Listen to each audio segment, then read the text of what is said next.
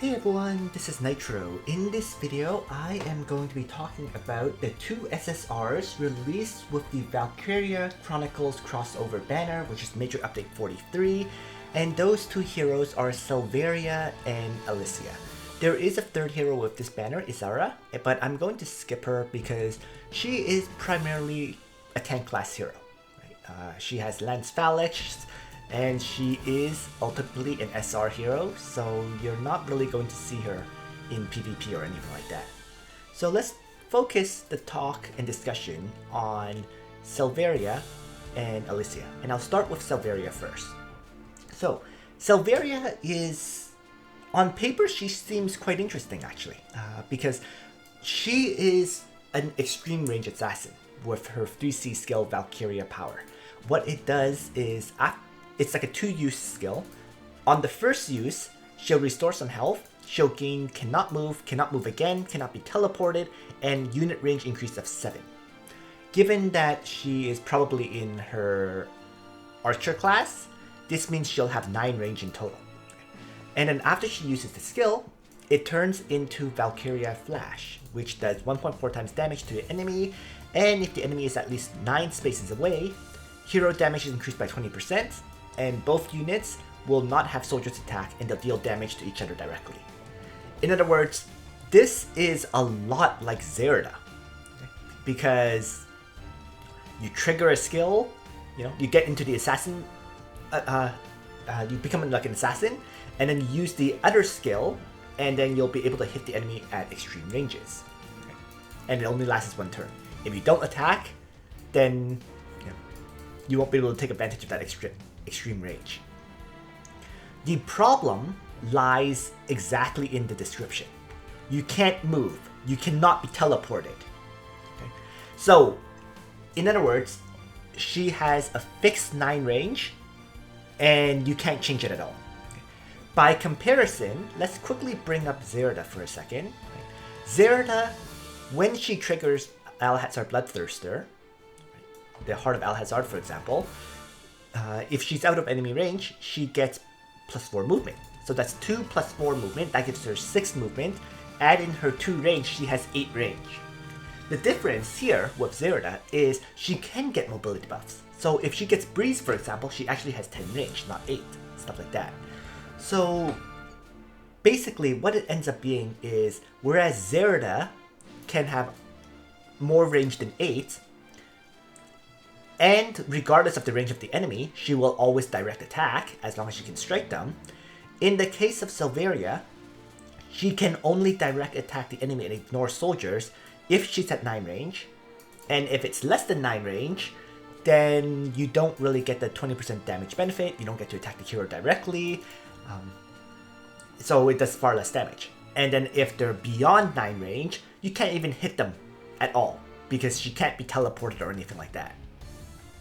So it's a very, very huge limitation. And in my opinion, this limitation is to the point where I don't really think Selvaria is a good hero at all.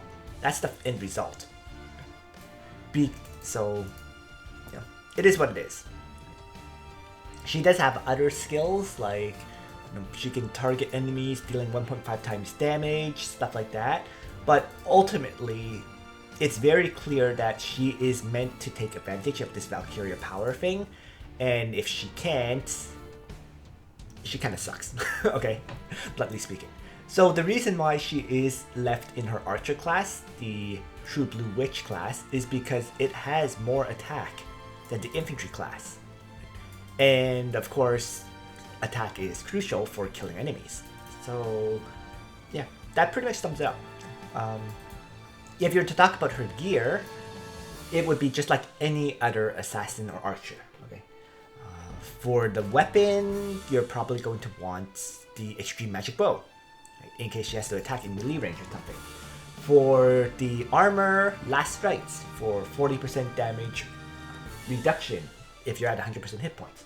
You could also choose the armor that gives the AoE damage reduction, given how many people are running AoE parties. For the helmet, you're definitely going to want King's Crown on her, because King's Crown can buff an ally that's next to her with a 20% damage increase for 1 turn. And for the accessory, your choices are the usual Twilight Star, so you can do fixed damage before combat, or if you don't have enough Twilight Stars, any accessory that gives the maximum plus 8% attack. You know, Slayer's Emblem, all those kind of things. And that's pretty much it for Selvaria. So with Selvaria covered, and it's clear that she's not exactly a top tier hero, let's talk about Alicia. Now, Alicia is more interesting. She is actually a top tier hero, but the main limitation is her factions. Protagonist, Mythical, and Time and Space. So these aren't exactly super common factions, like namely the current tanks that we use are Princess Buffing with Christiane and Reincarnation Buffing Hilda. So given that's the case, whether you can get a buff, specifically an attack buff for Alicia, will be what's important. Like if you use Matthew and if you use Emperor Lovina, they both buff protagonists, right? So it will very much depend on your party whether you can buff her up or not.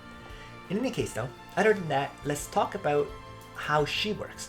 So she is pretty much a single target damage dealer, but she does also apply some AoE damage, which is what makes her interesting and very, very usable. In addition to this, she treats all passable terrain as grasslands. Alright. And when moving through units or blocks within one range of units, she can get some mobility reduction effects. So the mobility reduction effects is like ignore mobility. Think like Illustrial, for example. So she can basically move her base movement of 3 tiles plus 3 more tiles. So she has pretty long range or pretty long movements, and she does extra damage to the enemies. So that's what's interesting about her. Her 3C does 1.6 times damage to enemies at 2 range, and in addition, before entering battle, she'll heal herself to full health, dispel 5 buffs from the target, and inflict a defense reduction effect. So all of this allows her to very likely one-shot the target that she's attacking. They'll probably revive, but you know, she has enough effects that she can do a lot of damage with her single target strike. And last but not least, the debuff effects can't be dispelled, and after battle, she deals 0.25 times AoE damage to the 4 blocks along the line of the target. So any other enemies in line, including that target you attack, will take 0.25 times AoE damage. So it's a very, very powerful single target strike skill. That's what that is. Both her classes are Archer class, so clearly she uses the same kind of gear as Selvaria does, or any other Archer, Assassin, so on and so forth. Next, so other than that, she does have skills like Barrage, and this one does 1.4 times damage. You can use the skill 3 times in a row, and only after using it 3 times does it become a reload skill. And you would have to reload to be able to use Barrage 3 times once again. It also restores your health a bunch. She also has Grenade Blast, and in the case of Grenade Blast, it's just an AoE skill with 3 range and 2 span. Okay. It does displacement, and it can only be used 3 times before the skill can no longer be used. Okay. And the last thing that you're going to bring is Righteous Advance. So it's a 1-cost skill to go along with the 3-cost 3C, and what it does is you'll dispel 1 debuff from yourself and restore 50% HP. Then you can move 2 more blocks and attack again. Okay. And this skill can only be used 3 times in a battle. So very clearly, you can see with all the skills action limitations, she can only use them a certain number of times, but they're just really, really useful and handy skills to have. Keep in mind with Righteous Advance, it will re-trigger her ability to get mobility reduction as well. So if you have the possibility of moving through more allies after Righteous Advance, you can get 5 movement with it. So you can see that Alicia can have potentially very, very long range in terms of mobility to use her single target strike or secondary single target strike or AoE spell. She is ultimately though, given that this AoE only has a 2 span, it becomes very clear that she is primarily meant for single target damage dealing, and most specifically, primarily meant to use her 3C that can dispel buffs and so on and so forth. So that's pretty much it. I would say for Enchant for Alicia, you're going to want either Clocks, so you can use the skill as often as possible, or alternatively Breeze.